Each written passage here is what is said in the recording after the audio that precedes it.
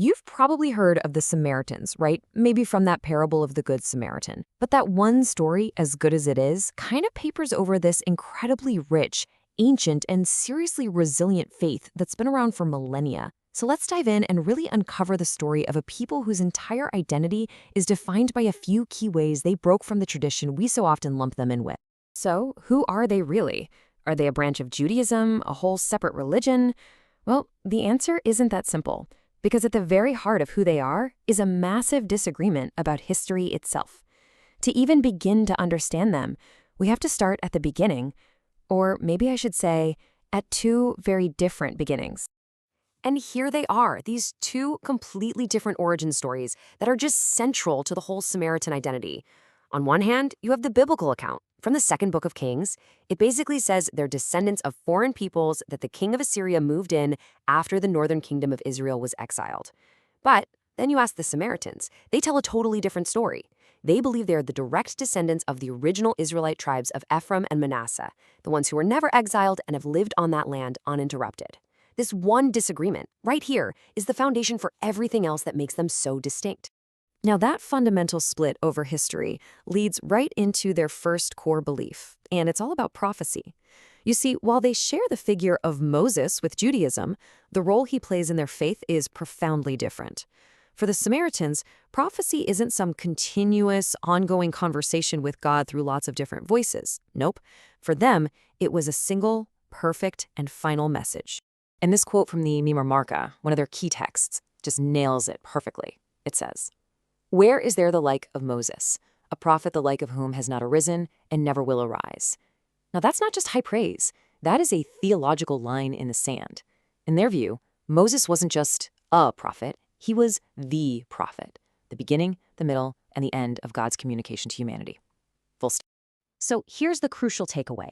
The Samaritans accept only the first 5 books of the Bible, the Torah, or the Pentateuch, as their holy scripture. Why? Because they believe it contains the complete, unchangeable law of God as given to Moses. They reject the writings of later prophets like Isaiah, Jeremiah, and Ezekiel, who are absolutely central to rabbinic Judaism. And this isn't some minor theological quibble. It fundamentally changes their entire faith. Okay, this brings us to the second major split, and this one is all about sacred geography. While Jerusalem and its Temple Mount are the epicenter of Judaism, for the Samaritans, the one true holy place on earth is and always has been Mount Gerizim. And this isn't just a preference. For them, it's a core commandment from God. And the story of how their temple on Gerizim came to be, at least according to the historian Josephus, is packed with drama. It starts with a guy named Manasseh, who happens to be the brother of the high priest in Jerusalem. He marries a foreigner, which was a big no-no, and he gets kicked out. But his powerful father-in-law, Sanballat, sees an opportunity here. He promises Manasseh not only that he can keep being a priest, but that he'll make him high priest of a brand new rival temple on Mount Gerizim. And when Alexander the Great comes sweeping through, Sanballat gets his permission, and boom, the schism is literally solidified in stone. All right, let's shift gears from history and geography to theology. Because Samaritan beliefs weren't just frozen in amber. Their ideas about what happens after we die, about the soul, about a final judgment, well, they have a really fascinating history all their own. And to get this, there's a key term we should probably know: eschatology. It sounds complicated, but it's really just the part of theology that deals with the end times. You know, stuff like resurrection, heaven, hell, and the ultimate fate of humankind. And for the Samaritans, this was an idea that actually developed over time.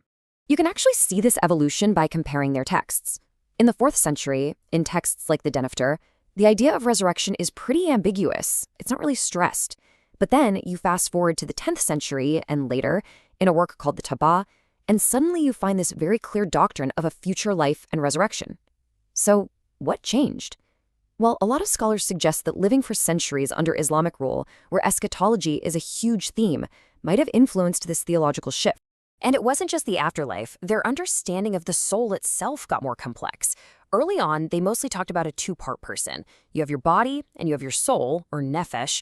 But by the 11th century, writers like Abisha are making a 3-part distinction between the body, the soul, nephesh, and the spirit, or ruach. It's another sign of a living, breathing theology that continued to develop. So we've seen how Samaritans differ on history, on prophecy, on their most holy place, and even on how their theology evolved. These aren't just minor details. They are the absolute pillars that have defined and sustained them as a unique community, a faith apart, for thousands of years. You know, to really put the Samaritan worldview into perspective, it can be really helpful to see just how differently other spiritual systems can be structured. For instance, some ancient Gnostic traditions had a way more mystical way of seeing the cosmos. They had this idea of a fire tree, where the physical world is like the trunk and branches, eventually consumed by a purifying fire. But the fruit, the perfected soul, is saved.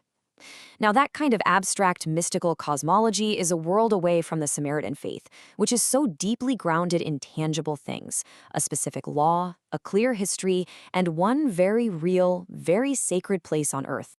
So let's bring it all home. The unique identity we've been exploring can really be boiled down to these four foundational pillars. One God, the God of Abraham, Isaac, and Jacob. One prophet, and only one, Moses, whose revelation is complete. One holy book, the Torah, which contains all divine law. And one holy place, the sacred Mount Gerizim. That's it. That's the bedrock of their faith. And that really brings us to a final thought. The Samaritan community today is incredibly small. We're talking only a few hundred people left. And yet, they have managed to preserve this unique identity against conquest, persecution, and assimilation for over 2,500 years. So the question it leaves us with is, in a world where so many cultures and traditions are disappearing, what can we learn from their endurance? What's the secret of a faith that simply refused to be forgotten?